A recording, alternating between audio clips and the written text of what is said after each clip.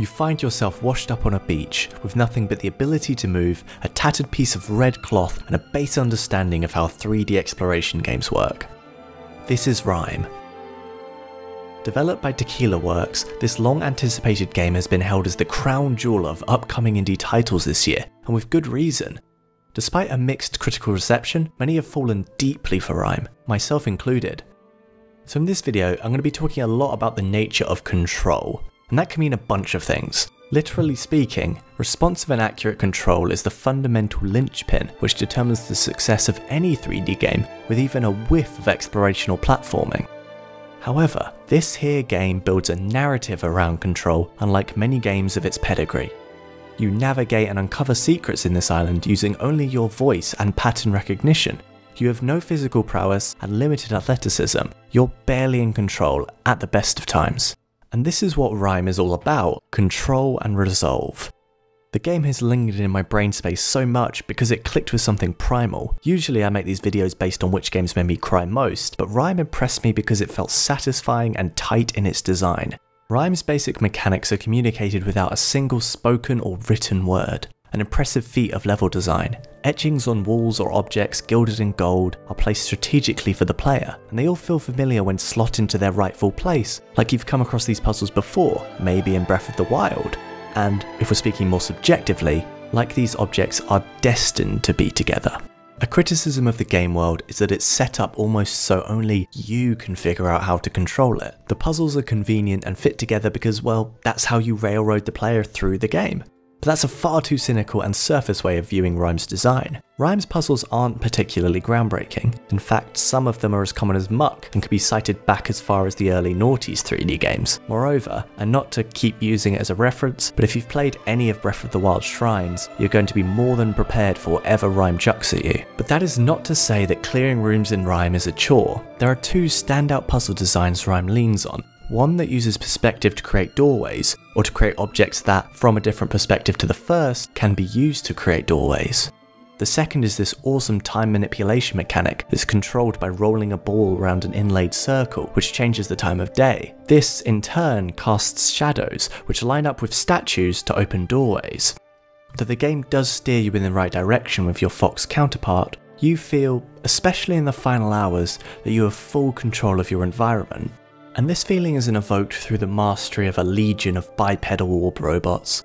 It's a sensation derived by piecing your environment together, fixing that which is misplaced and broken. Creating this union of disparate objects in an otherwise chaotic world is profoundly satisfying, more so than most puzzle games.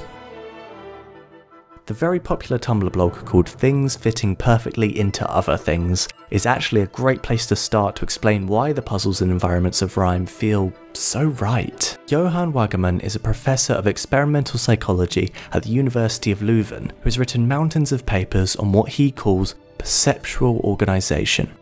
This is the term to start with when you're trying to articulate why fitting two seemingly unrelated objects together, like a mural and an orb, feels so good.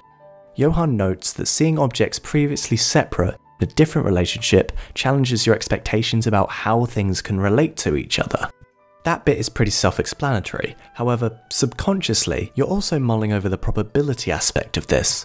Referring specifically to that Tumblr blog, Waggerman says that in terms of how these objects are made and how they came together, it's almost too good to be coincidental. So, how does this apply to RiME? Well, narratively speaking, you rock up on this island having no idea how anything relates to anything. Objects, yourself, the fox, the history, the architecture, it's all strewn across the game environment without a through line in sight. As the game progresses, you find out that all these things are connected. I'm not just speaking of the objects you manipulate to allow passage from room to room. Your very being as a character begins as abstract and slowly finds itself nestled into the structure of a wholly connected world and narrative. Finding that everything has purpose in this chaotic and unruly world is satisfying beyond belief. And on a baser, more design-focused level, there's something special about finding inspiration and satisfaction in games that we've come to expect specific behaviours from. Design and pattern tenets affixed by decades of practice fade as RiME tilts your attention to not what's happening on screen, but how the solution makes you feel. In essence, making things fit good is second nature to us, but permeates a feeling that never dulls. While this isn't by any means a profound realization, the point is that RiME builds its meaning and story around this desire, this want to chase the pleasure of control. RiME isn't by any means a difficult game, and this lends itself perfectly to my point. It encourages the relief of finding ease where you expected struggle. Naysayers may poo-poo some of the more pedestrian puzzles, but for me it's more about what you're controlling in the puzzles and the results therefore. One thing fitting perfectly into another thing is a totem of order to hold on to as you weather the chaos of life, and RiME, set in a chaotic abstract world, gives the player an existential satisfaction and control through its design.